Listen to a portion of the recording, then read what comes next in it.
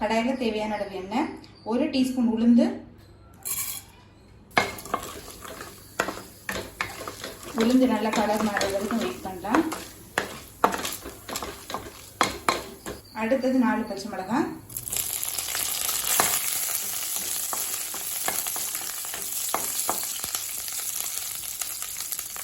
அடுத்தது 3 வெங்காயத்தை சேர்த்துக்கலாம்.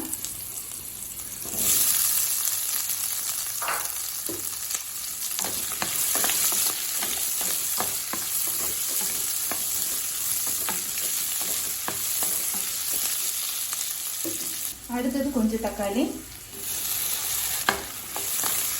இது பார்த்தீங்கன்னா பாதி தக்காளி தாங்க போட்டிருக்கேன். நீங்கள் தக்காளி இல்லாமல் கூட பண்ணலாம்.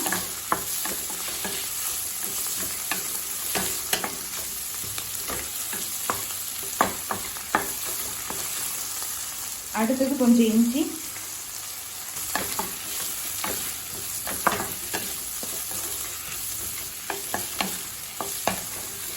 கொஞ்சம் புளி சேர்த்துக்கலாம்.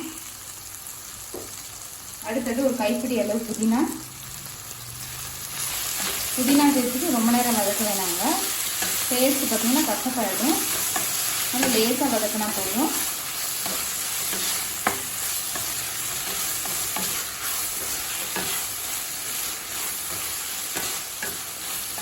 இந்த அளவுக்கு வதக்கினா போதும்.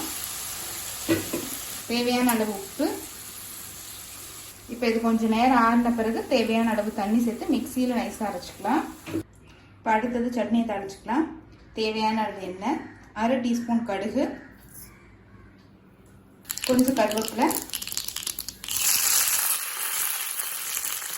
ஒரு காஞ்சி மிளகாய், கொஞ்சம் பெருங்காயம். இப்போ சட்னியை தாளிச்சிடலாம். இப்போ வெங்காய புதினா சட்னி ரெடி ஆகிடுச்சுங்க. சர்வ் பண்ணிடலாம்.